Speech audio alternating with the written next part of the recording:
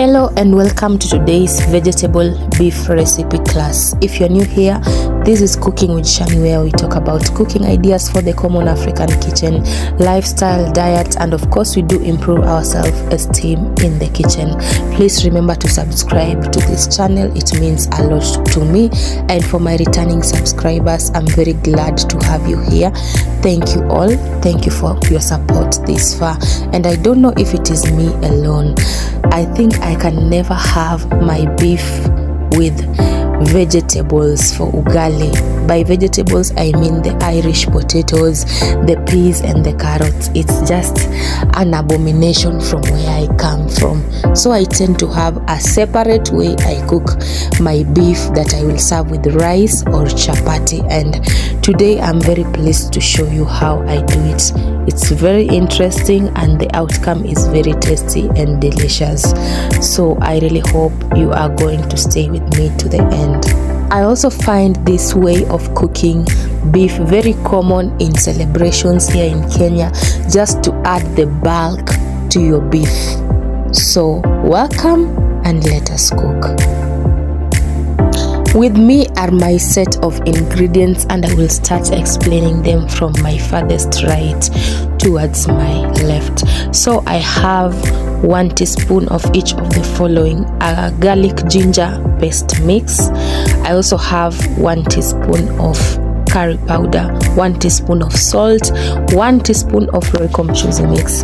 Royco mchuzi mix is very important for our stew because it contains some cornstarch that is actually very good in thickening our stews. This is one of the few recipes where I actually use the royco mchuzi mix, and this is not a sponsored video.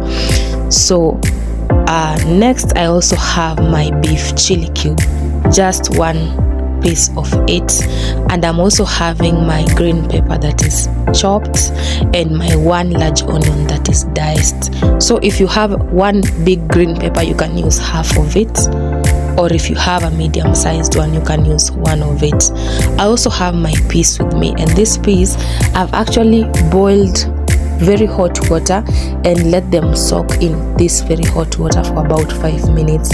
It's kind of a bit of blanching, but it really helps with the gas, so that you don't get gas, because we really have different strains of peas. Some give us gas, some don't. So because you're not sure, we just have to blanch all of them. Soak them in very hot water for 5 minutes, drain the water before you begin the cooking process. I also have 300 grams of sliced beef. I also have 1 bunch of coriander chopped. I have a glass of water, of course. I have 3 medium-sized carrot chopped. I also have some cooking oil. I have 6 medium-sized Irish potatoes chopped, and I also have 3 large tomatoes chopped. So with this, we are set to begin our cooking. I will add my beef into my cooking pot, and I will follow closely with my green pepper and chopped onions. Then I will add my salt, and after this I'm going to also add my garlic ginger paste, and I'm just going to add some little oil so that my pan is not burning when I am trying to cook this on medium heat. So at this point, I'm infusing the juices of the spices and the meat for enhanced flavor before adding my ½ cup of water so that boiling can begin.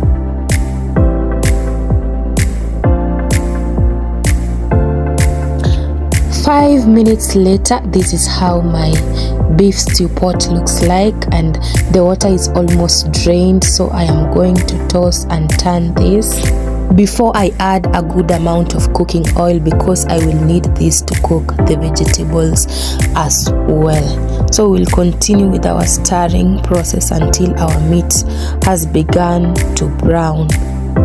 I will then go in with my curry powder and my beef chili cube and continue with my mixing process that will further brown our beef. And actually this is beginning to give us a very good aroma.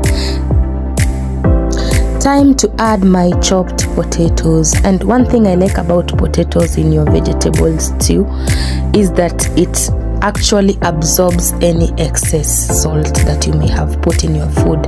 I will follow this closely by my peas and my carrots and continue with my stirring process. And once my ancestors have told me enough of the stirring, I'm actually now going to take my tomatoes and add them in here.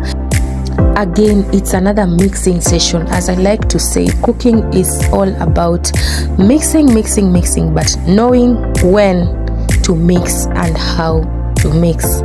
So I'll cover this to cook for like 3 minutes. 3 minutes later, guys, my tomatoes have softened and it's time to ensure I am not seeing any large piece of tomato in my pot. And now this actually translates to a pounding session, ensuring I am beating down all my tomatoes until they turn into a paste.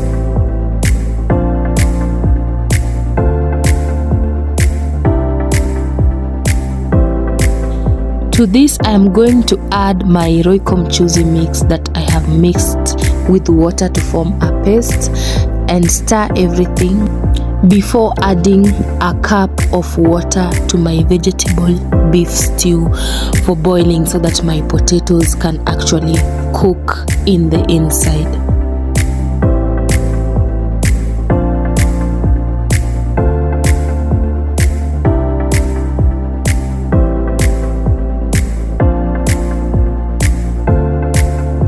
After 5 minutes of cooking my stew on high heat, this is actually what I'm having, and I think the soup is actually just thick the way I want. The aroma is good. I can see the potatoes have cooked, the peas have also cooked so well, and everything really looks tasty.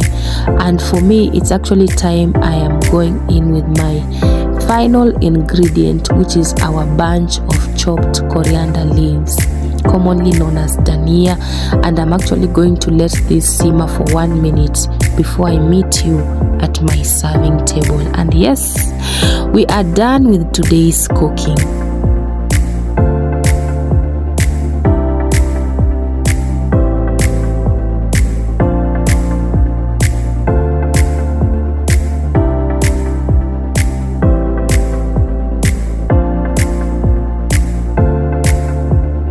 And finally, this is serving time. I'm actually serving my stew with rice, and the rice I'm using is sunrise basmati, the one you always find in an orange pack.